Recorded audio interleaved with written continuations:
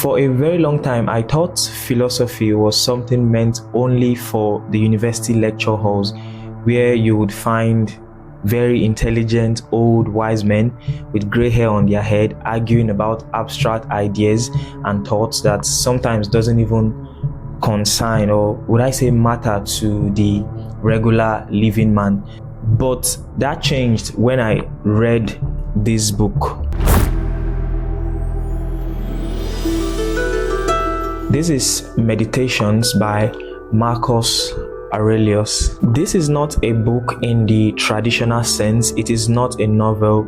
It is not really a self-help book, and it's not also a memoir. It is a collection of the private journal entry of a Roman emperor. Now, if you are a film nerd, or you are somebody who generally likes watching historical films about ancient kingdoms, you most likely have heard the name Marcus Aurelius. But if you have not, I would recommend you check out this movie called Gladiator. There are 3 lessons I picked from this book, 3 things that Marcus Aurelius wrote to himself and how they helped me change my mind.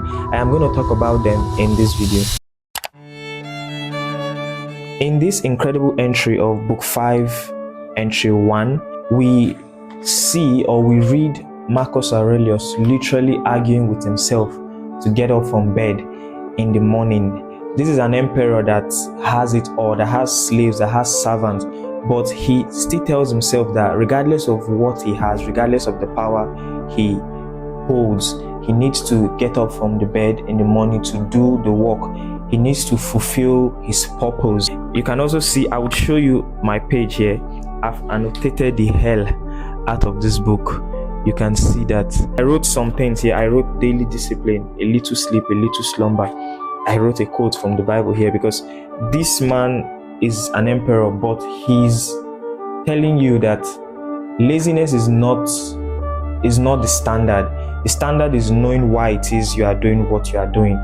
And when you figure out or have an idea of why you are doing what you are doing, getting up in the morning will not be a problem. Getting up in the morning will not be difficult for you. In book 4, entry 48 of this book, we read about Marcus Aurelius reflecting on the fleeting nature of the human life and the illusion of this thing we call greatness. He uses vivid examples to kind of describe his argument. He talked about how we can think about a lot of mighty rulers, revered philosophers, great writers, even great cities that existed and seemed untouchable. But when you look now, they are no longer existing. They've all turned to ashes. Yes, it's good to achieve great things. It's good to work hard. It's good to put yourself out there. But do not do that at the expense of enjoying your life. You need to live a good life, live a life of peace, a life of harmony. Be in tune with what's happening around you. Do not have this fear of missing out. Do not try to please people. I think that was the lesson that I saw from this text. It brought me to this realization that life is too short to be living for others. So it is very important you live for yourself.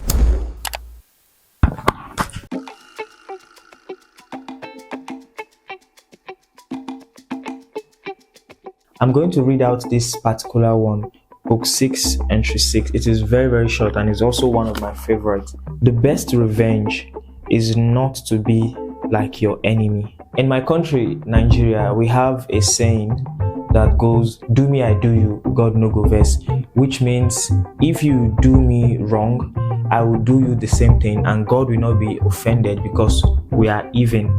And there's another one called Bas Bos and Aura for Aura. For my life, I believe in one thing. Do me, I do you. I believe in aura for aura. Anything you feel is good enough for you to do to me, I feel it's also good enough for me to do to you. These statements, they all relate back to revenge. You should not forgive. You should hurt whoever hurts you. Marcus Aurelius is telling us, or writing to himself, about the importance of preserving your character. There are some humans that have moral failures. Some humans are so annoying that you feel like giving them like 1 or 2 uppercuts. But in that moment, instead of acting irrational, Marcus Aurelius is telling us that we need to be at peace.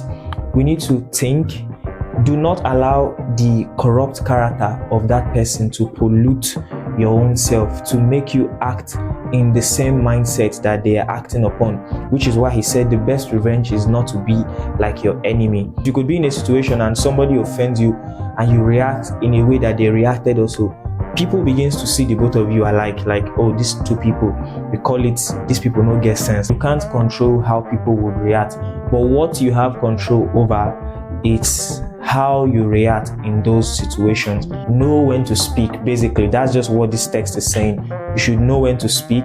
You should know when to use your strength. You should know when to be quiet. You should know when to just walk away from people and allow them be with their madness, allow them be with their behavior, so that you don't stain your name, you don't stain what it is that you are building. Honestly speaking, this is the type of book I would recommend to anybody at any time. It is not the type of book that you read and just keep. It's not a novel, so I think it's something you need to read and come back to it. If you've not read it before, I highly recommend you get it. Marcus Aurelius was not a perfect man. He had flaws, he made mistakes. There were some views of his in this book that I personally do not accept, but that doesn't stop me from reading this book. Thank you so much for watching. Thank you so much for being here. Please subscribe, like, share, comment. Let me know what you think about this book, something you've read before, and I will see you guys next week.